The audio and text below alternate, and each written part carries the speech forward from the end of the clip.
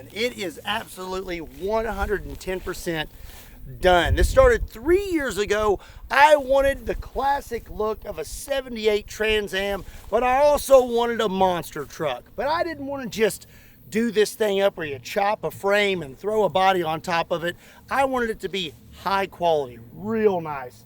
So we started with a 1978 Y88 Trans Am, a complete survivor, and then we did this to it. So underneath this thing is a custom, one-of-a-kind roadster shop chassis that was made specifically to fit a 78 F-body Trans Am on top of it without any modifications. This chassis was born to have a TA on top of it. This ain't Uncle Bob's chop shop rig. When I go over some bumps, it's not just gonna fall apart and bolts are gonna fall out everywhere, which I mean, now I say that, now it's gonna fall apart. And it doesn't float. Yeah, well, actually, yeah, it doesn't float, but all of my breathers and everything for everything under the car are actually up under the hood. So technically, I could get this thing in water up to about here if I wanted to, but probably not gonna do that because I'm ashamed to admit at how much I've spent on this thing. It's probably gonna be a pavement princess for a little while. Definitely. This ain't like the Monster Malibu where I'm just gonna go run it through a pond. Honestly, once you look at the interior, you can really see why I would feel bad getting this thing super dirty. Every inch of interior has been replaced with new materials, all the carpet. The seats are brand new Camaro seats that have been reupholstered to look like Trans Am seats. You've got a leather wrapped roll cage, for goodness sake. It is absolutely gorgeous inside. The chassis actually has a lot of little Easter eggs when you walk around the car that you can see. Back here behind this tire, you have a thumb in the chassis. Then at the front of the car, underneath there on the chassis, it says, just put a thumb in it. When it comes to under the hood, there's some little Easter eggs too, like some 50 cal shells that are holding all of my cables together and things like that. But when it comes down to it, this is basically a brand new car. The only thing that is original on it is the body. And this is all original paint, original decals, everything from when this thing was made in 1978. As for our motor, we have a Texas Speed 427 7-liter, a 4L85 transmission with an Atlas 2 transfer case, and we have 6-piston front and rear bare brakes. Something really cool about the Texas Speed LS motor is typically when someone LS swaps a Trans Am or something like that, you lose the function of your shaker. This is normally where the air for the motor gets sucked in, but most people just bolt this to the hood and they go away with it, and then they just use a regular breather. But not the old Ballistic Bandit. Trans Am Depot, their signature move when they replace one of these motors with an LS is they're gonna make sure that the shaker functions. So what they've done is they put extended bolts here where the intake is, and that's what lifts this plate up here that holds this air cleaner. Then the air cleaner is capped off where it normally would suck air. And so they've got a hole in your shaker up here, and that's where the air goes, and then through this pipe and then through your intake, and that's how they've done it. So now when it comes to the sound of this thing, I'm really excited to let you hear it. It has a custom 3-inch exhaust all the way through it, dual exhaust, and we have electric cutouts for when you really want to get rowdy, which if you're driving this, that's pretty much all the time. Also, the Ballistic Bandit is 4x4, but not just regular 4x4. I have 2 stick shifts in there for high and low. I could go high 4-wheel drive across the whole thing, or I could do high in the front, low in the back, or high in the back and low in the front.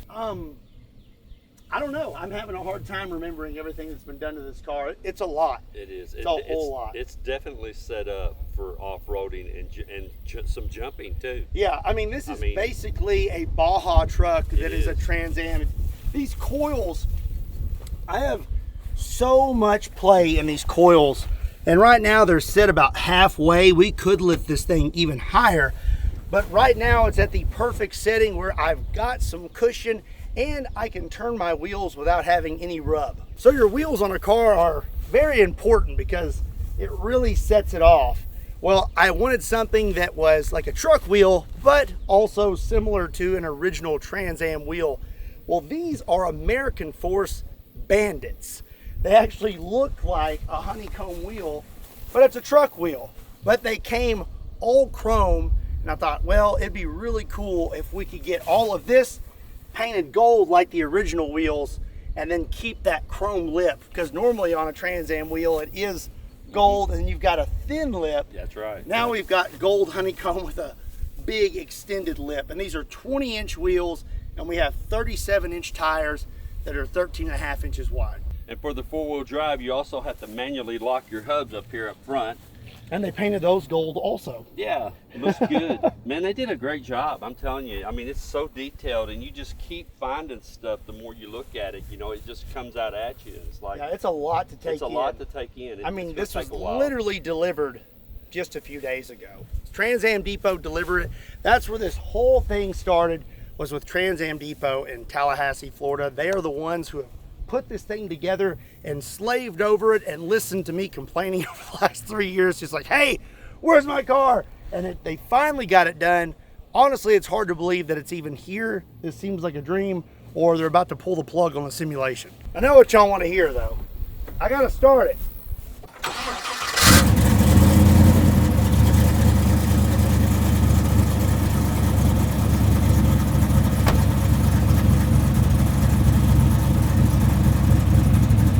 This is the fun switch.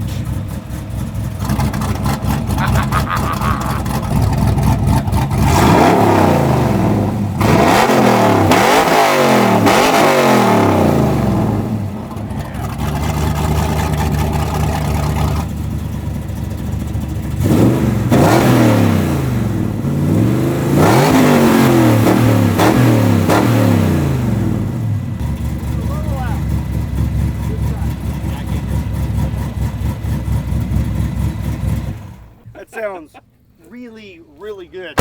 And it's very, very loud, but surprisingly, when you're on the inside of the car, I forget exactly what they did, but they put some sort of liner underneath it to where it's not so loud on the inside. Oh, okay. It's actually quite comfortable in there. You have a vintage air system, so you have AC and heat. Looks like there's an 8-track player in there, but it's actually a retro sound stereo that's Bluetooth and radio with an all-new stereo system in there. I mean, literally, if you can think of it, it's been done to this car, and I just, again, I cannot believe that it's done. I am so excited to have it here, and I'm honestly kind of afraid to even drive it at this point.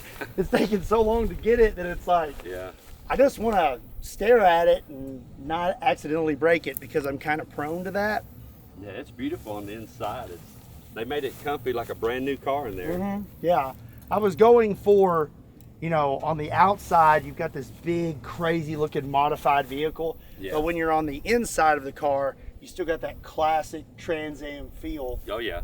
And you got T-tops for really hot days like today. Well, I mean, that's basically it. I'm sure I forgot a few things here and there, but now I need to go drive it. The only problem with this car is getting in it. There was nowhere to mount like a handle anywhere in here. So you just kind of gotta throw one leg up there, grab a hold of this, and then you just kind of jump.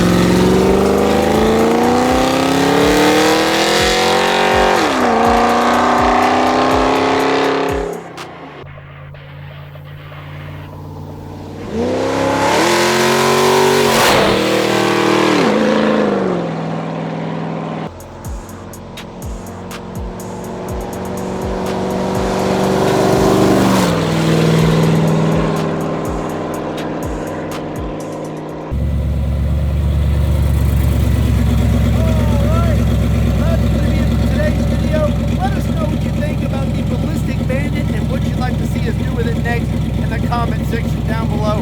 Thanks so much for watching, and if you want to see more awesome automotive content, hit that subscribe button. See you next time.